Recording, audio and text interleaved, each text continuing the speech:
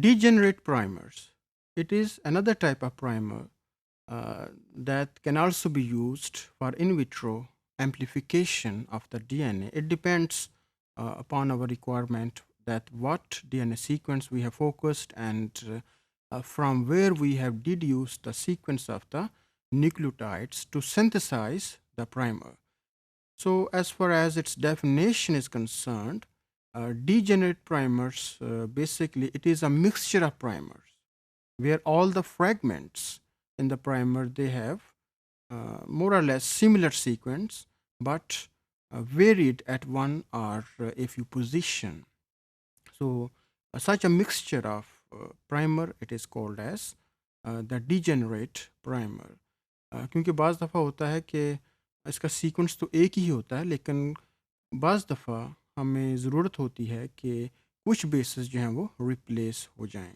Like suppose करें कि अगर पोजीशन 10 पे एडानीन है तो दूसरे फ्रेगमेंट में एडानीन की जगह जो है वो गुआनीन हो सकती है। उससे नेक्स्ट फ्रेगमेंट में जो है वो पोजीशन 12 में अगर गुआनीन है तो पोजीशन 12 पे थाइमीन हो सकती है। तो इस तरह से ये जो डिजेनरेट प्राइमर्स हैं ये आल दो मोर और लेस इनका जो सीक्वेंस सिमिलैरिटी जो है वो सेम होती है एक्सेप्ट एक दो पोजीशन पे वो वेरी कर रहे होते हैं। Know what is the reason that why we need to synthesize a primers in the form of mixture and why we call it them as a degenerate primer. बात situation में होता है कि हमारे पास डायरेक्ट न्यूक्लियोटाइड का sequence नहीं होता और हमने इंफॉर्मेशन जो है वो किसी और मॉलिक्यूल से ली होती है like from the sequence of the amino acids कि हमारे पास एक अमीनो एसिड का सीक्वेंस एक प्रोटीन है और उस प्रोटीन में अमीनो एसिड का सीक्वेंस देखते हुए हम ये प्लान करते हैं कि इससे हम न्यूक्लियोटाइड का सीक्वेंस डिड्यूस करें या डिकोड करें। तो after decoding, we may have the knowledge that this particular codon it may be involved in the incorporation of a particular amino acid. So in this way, we can deduce the sequence of the nucleotide from the information that is available from the sequence of the amino acid. But during the synthesis of such degenerate primers, we should account the degeneracy of the codon.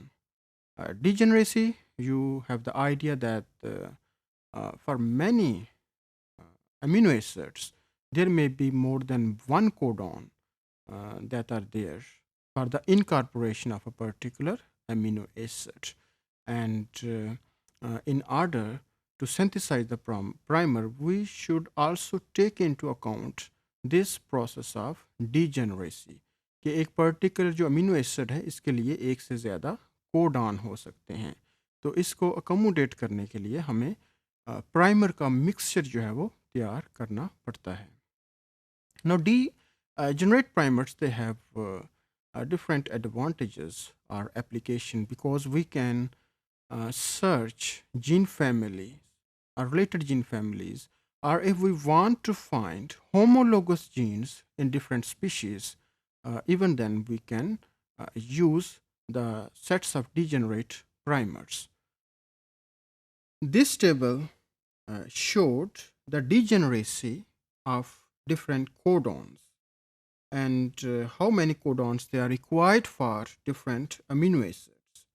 And on the basis of number of codon per amino acid, we can categorize them into 6 major classes.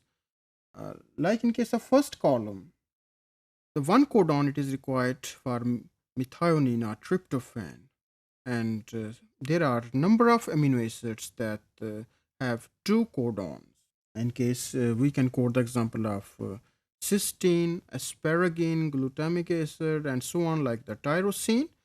And isoleucine, it is encoded by 3 codons. And similarly, 4 codons are required for alanine, glycine, proline, threonine, valine.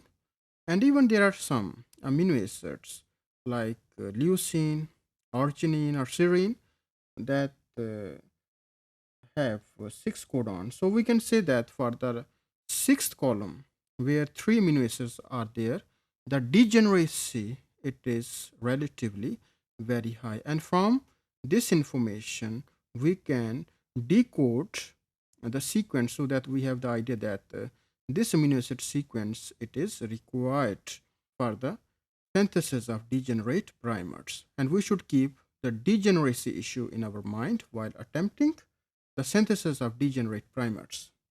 And this table, it indicates that how we can synthesize or how the degenerate primers they can be represented. So this is the standard nucleotide coding system during the synthesis of degenerate primers. मिसाल के तौर पर अगर हम adenine incorporate करना चाह रहे हैं तो उसका जो बेस की जो रिप्रेजेंटेशन है वो एडानिन ही होगी. In case of cytosine, it is cytosine in the strand G for guanine and T for thymine.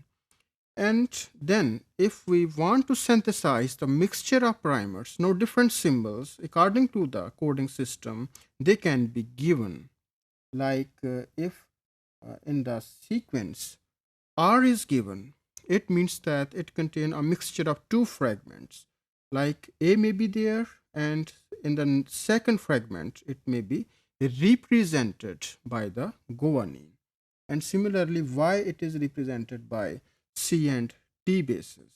In addition to that, the same position it may be represented by three nucleotide bases. Like in case of if the letter H is there in the primer sequence, it will indicate the presence of either adenine, cytosine, or even thymine at the single position. So the three fragments we have to synthesize, and sometime if it is given the letter N, so it may be represented by four different nucleotide bases, like either at this particular position adenine is there, cytosine, guanine, or thymine. So we have to synthesize four different fragments in order to cover the degeneracy of the genetic code.